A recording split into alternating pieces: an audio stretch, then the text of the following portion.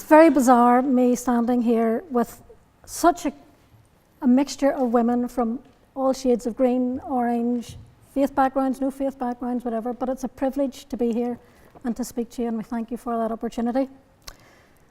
As a GP, over the years, I've seen and dealt with women in crisis pregnancies from a wide range of ages and backgrounds. I've also dealt with those suffering from a variety of post-abortion complications, ranging from medical, psychiatric, to relationship and family issues, often very many years after the abortion. So I've seen firsthand the traumatic and devastating effects of abortion on women, on men, children, and families. Women who come to see me in a crisis pregnancy are usually frightened and often in a panic. But before me, I have to remember I have two patients. I have the woman and I have her unborn baby, and both of them deserve to be valued and treated with dignity and respect by me as the GP and by the society in which they live. The law in Northern Ireland does this. It protects the life, health, and dignity of both, and doesn't pit the rights of a mother against her unborn child. I don't want my patients feeling pressurised into making a decision because she's frightened and feels she's no other option other than, well, you'll have an abortion, won't you? I'd be feeling her, and I'd also be feeling her baby.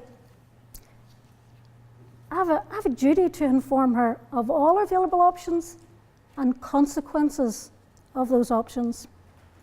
And that's where we need to be putting our time and our resources. Providing care pathways centred on the well-being of the woman and her baby. All pregnancy care should be centred around that same ethos. Now, time doesn't permit me to go into all the details, but what might this include? Well, prevention. World-class provision of relationships education and advice, a focus on reducing the likelihood of unwanted pregnancy whilst cultivating greater respect for the human life and dignity. Personal care pathway. This would be discussed and offered when crisis pregnancy arises.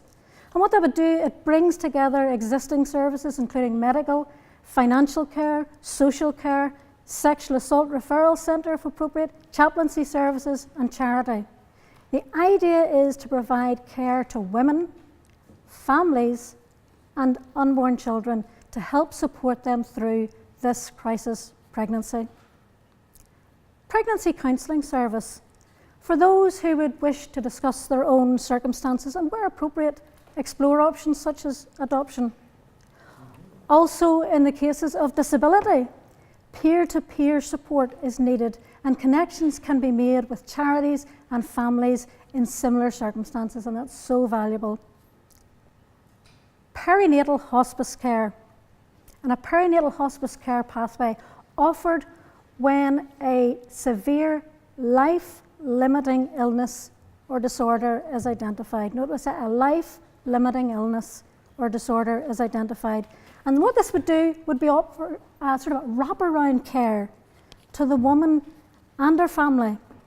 And this respects the life of the unborn baby and allows parents to be parents for their child's entire life. We are currently, and quite rightly, we're celebrating the 70th anniversary of the NHS.